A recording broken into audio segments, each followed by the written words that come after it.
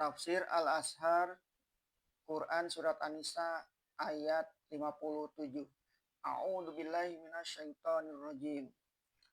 Walladzina amanu wa 'amilus solihati sanudkhiluhum jannatin tajri min tahtiha al-anharu khalidina fiha abadan lahum fiha azwajum mutahharat wa nudkhiluhum dhillal dhalila. Dan orang-orang yang beriman dan beramal yang soleh-soleh akan kami masukkan mereka ke dalam surga-surga yang mengalir di bawahnya sungai-sungai. Kelak mereka di dalamnya. Padanya pun ada istri-istri yang suci dan akan kami masukkan mereka ke bawah lindungan yang melindungi. Dan orang-orang yang beriman, mereka tidak menolak dan menampik tetapi percaya ayat-ayat Allah, baik ayat yang berarti tanda tak adanya Allah karena melihat bekas perbuatannya, atau ayat sebagai perintah dan larangan yang dibawa oleh rasul-rasul utusan Allah. Mereka terima dan mereka percayai, sebab memang yang demikianlah yang benar, sesuai dengan fitrah kemurnian jiwa manusia, cocok dengan akal dan budi, dan beramal soleh-soleh. Iman adalah pengakuan hati, dan hati menggerakkan anggota badan buat bekerja, buat beramal. Amal itulah amal yang soleh, yang baik, yang berfaedah, baik kepada diri maupun kepada sesama manusia, baik kepada hidupnya sekarang maupun kepada hidupnya di akhirat. Diri manusia telah pertemuan nyawa dan tubuh. Jika nyawa telah beriman, tidak amal yang solehlah yang ditimbulkannya. Iman dan amal tidak mungkin berpisah. Tidak mungkin ada iman saja dengan tidak menumbuhkan amal. Tidak mungkin ada amal soleh saja kalau tidak dari iman. Sebab itu kedua hal ini selalu bertali, tidak bercerai tanggal. Maka yang beriman dan beramal soleh itu akan kami masukkan mereka ke dalam surga-surga yang mengalir di bawahnya sungai-sungai. Artinya tempat yang indah, subur dan tentram, tidak kering tandus seperti padang pasir. Kekal mereka di dalamnya. Tidak ada lagi batas waktu, yang itu pun tidak pula dapat dipikirkan dengan ukuran akal kita sekarang. Di sana maut tidak ada lagi, maut hanya sekali, yaitu sebagai pintu gerbang pembatas di antara al-hayah, al-faniyah, hidup yang fana, dengan al-hayah, al-baqiyah, hidup yang kekal itu. Lalu disebutkan pula padanya pun ada istri-istri yang suci, yang biasa kita artikan anak bidadari, suci dari haid dan nifas, bahkan lebih penting lagi suci daripada gejala-gejala hidup yang menjadi cacat dari perempuan dalam kehidupan dunia. Mungkin bagi setengah orang tidak ada lagi arti perjanjian Allah itu karena mereka hanya memandang sepintas lalu saja. Tetapi kalau kita pikirkan berapa banyak manusia yang kecewa karena hubungan dengan perempuan duniawi, sehingga ada orang yang ditimpa penyakit benci perempuan. Karena patah hati dapatlah dimaklumi apa artinya janji Allah ini bagi mereka. Atau pemuda yang mati muda dalam keadaan iman dan amal soleh, tetapi belum sempat kawin. Atau mujahid muda yang tewas di medan perang. Dalam peperangan di Khaybar, datanglah kepada Rasulullah seorang anak gembala hitam yang sedang mengembalakan kambing. Dia melihat Rasulullah berperang, mengepungi benteng orang Yahudi di Khaybar. Dia tidak mengerti mengapa orang ini berperang.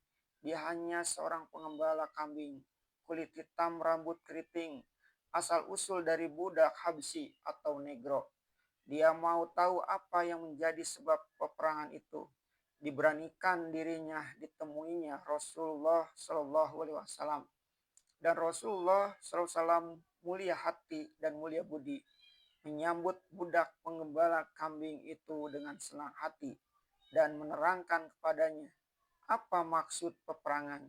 Yaitu menegakkan agama tauhid, percaya kepada Allah, tidak menyembah berhala, harus jujur. Orang Yahudi di Khaybar menentang ajaran itu sejak dari Madinah sampai ke sini. Budak itu mengerti, lalu dia masuk Islam dan mengucapkan 2 kalimat syahadat dan bersedia turut berperang. Tetapi suatu hal yang muskil bagi dia, yaitu kambing-kambing yang sedang digembalakan, hendaknya kambing itu selamat terlebih dahulu pulang kepada yang empunya. Lalu Rasulullah SAW menyuruhnya menghalaukan kambing itu, biar mereka pulang sendiri kepada yang empunya, induk semang anak itu. Perintah Nabi itu dia lakukan, dihalaunya kambing-kambing itu, berpuluh ekor banyaknya. Berjalan sendirilah mereka, seakan-akan ada yang menghalau mereka ke kandangnya dengan selamat. Budak itu pun masuklah ke dalam barisan mujahidin dan turut berperang. Baru 2 kalimat syahadat saja yang diucapkannya, dan belum dia sholat karena waktu belum masuk. Dia turut berperang di Khaybar dengan semangat yang berkorban. Tetapi maksudnya tercapai, yaitu dia beroleh syahid dalam perang itu. Dia mati terbunuh.